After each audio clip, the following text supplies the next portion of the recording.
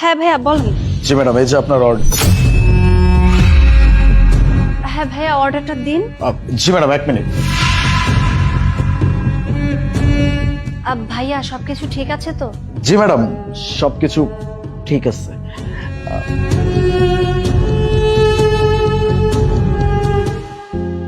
এই যে ম্যাডাম আপনার অর্ডার। ভাইয়া অনলাইনে পেমেন্টটা করা আছে। জি ম্যাডাম, পে করা আছে। ঠিক আছে ভাইয়া, থ্যাংক ইউ। ম্যাম, যদি কিছু মনে না করতেন, অ্যাকচুয়ালি আমার ফোনের চার্জ শেষ, যে কোনো সময় বন্ধ হয়ে যেতে পারে। আমার আবার অন্য অনেকগুলো জায়গায় ডেলিভারি করতে হবে তো। আপনি যদি কিছু না মনে করতেন, আপনার বাসায় আমি 10টা মিনিট ফোনটা চার্জ করতাম। যদি খুব বেশি জরুরি হয় তাহলে আসুন। ঠিক আছে, থ্যাংক ইউ।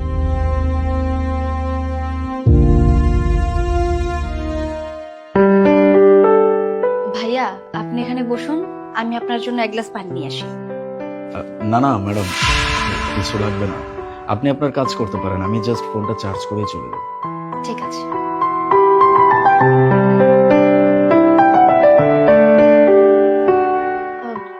ভাইয়া আপনার কি কিছু লাগবে?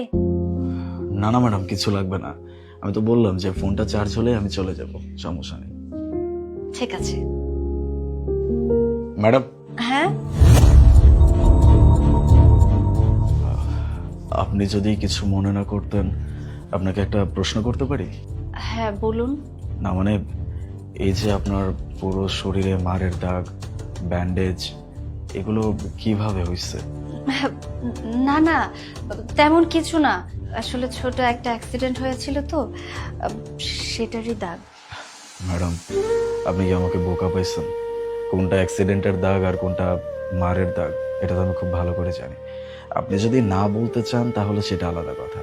আর যদি মনে করেন যে ভাই হিসেবে আমাকে বলতে পারেন বা শেয়ার করতে পারেন, তাহলে আপনি আমাকে শেয়ার করতে পারেন।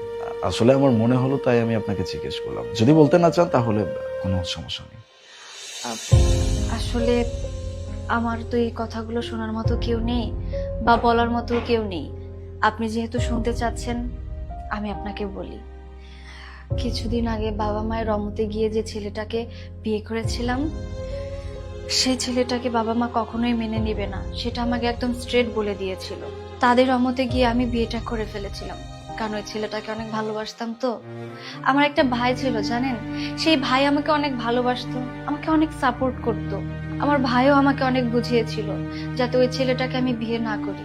আমার ভাইয়ের রমতে গিয়েও আমি ওই ছেলেটাকে বিয়ে করলাম। বিয়ের কিছুদিন পর থেকেই আমার উপরে অনেক টর্চার করতো আমার হাজবেন্ড। আমাকে সব সময় মারধর করতো। ও আমাকে বাইরে যেতে দেয় না, সব সময় ঘরের ভিতরে বন্দি করে রাখার চেষ্টা করতো। আমাকে ঠিকঠাক মতো খেতে পর্যন্ত দিত না। ও আমাকে বাইরে যেতে দেয় না, ঠিকঠাক মতো আমাকে খেতে পর্যন্ত দেয় না। আর প্রত্যেকটা দিন বাইরে থেকে মদ গাঁজা খেয়ে বাড়িতে এসে আমার উপরে টর্চার করতো।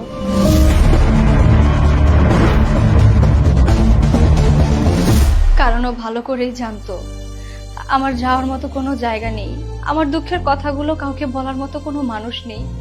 তাই নিরুপায়ের মতো হয়ে আমার এখানেই পড়ে থাকতে হয়। ম্যাডাম, আপনার হাজবেন্ড আপনাকে এত টর্চার করতেছে, আপনি আপনার পরিবারকে জানাইতে পারতেন, জানান নাই কেন? পরিবারের মানুষ তো আমার মুখও দেখতে চায় না। আমি কোন মুখ নিয়ে তাদের কাছে যাব? আমি চলে আসার পর হয়তো তারা মানুষের কাছে অনেক অপমানিতও হয়েছে, অনেক কথা শুনেছে। তাই এখন আমি ওনাদের কাছে কিভাবে যাব, কিভাবে সাহায্য চাইবো, আপনিই বলুন। দেখুন ম্যাডাম, আমি বুঝতে পারতেছি যে আপনি অনেক বড় একটা ভুল করে ফেলছেন। তাই বলে আপনি আপনার পরিবারকে বলবেন না, এটা তো হতে পারে না। পরিবার তো এমনই, তাই না, যে ছোটরা ভুল করবে, বড়রা ক্ষমা করে দিবে। আমার মনে হয় আপনার পরিবারের সাথে যোগাযোগ করা উচিত, তাদেরকে সবকিছু বলা উচিত। তারা যদি আপনাকে মেনে নেয় তাহলে তো আপনি এই নরক থেকে মুক্তি পাবেন। ভাইয়া, সম্পর্কের মধ্যে যদি বদনাম শব্দটা একবার লেগে যায় না, তাহলে সেই সম্পর্কটা আর ঠিক থাকে না। আমি আর এখন আমাকে নিয়ে ভাবি না, যা হবার তা হয়ে যাবে। ম্যাডাম, আপনি একটু আগে বললেন না যে আপনার ভাই আপনাকে অনেক ভালোবাসতো, আপনার ভাই আপনাকে অনেক ভালোবাসে। আপনি তো চাইলে আপনার ভাইয়ের সাথে যোগাযোগ করতে পারতেন, কারণ ভাই বোনের ভালোবাসা তো এমনিতেই অন্যরকম হয়, আলাদা হয়। আপনি বাবা মাকে বলতে পারতেছেন না, ওকে ফাইন, আপনার ভাইকে বলতেই পারতেন। যেখানে বাবা মাই আমার সাথে থাকবে না, সেখানে আমার ভাই কি করে আমার সাথে থাকবে বলুন? আমার ভাইও আমাকে অনেক বুঝিয়েছিল, কিন্তু আমি আমার ভাইয়ের কথা না শুনে আমি ওকে বিয়ে করি। তাহলে কেনই বা ও আমাকে আজকে সাহায্য করতে আসবে, আমার পাশে থাকবে? তুই কিভাবে চিন্তা করলি যে তোর ভাই তোর পাশে থাকবে না? ভাইয়া তুমি এখানে? আমি জানতাম না তোর সাথে আমার এইভাবে দেখা হবে। আমি যদি একটা বার জানতে পারতাম যে তোর এরকম অবস্থা, আমি আমি কখনোই বসে থাকতে পারতাম না, ছুটে চলে আসতাম। আমি সবকিছু ফেলে আমার বোনটাকে সেভ করার জন্য চলে আসতাম। যদি বাবা মা নাও মানতো, আমি নিচে তাদের বিরুদ্ধে গিয়ে তোকে সেভ করতাম। তুই তুই আমার ছোট বোন, আমি তোকে অনেক ভালোবাসি। আজকে তোর এরকম অবস্থা, এটা দেখে আমি কিভাবে চুপ করে থাকবো? না, এটা সম্ভব না।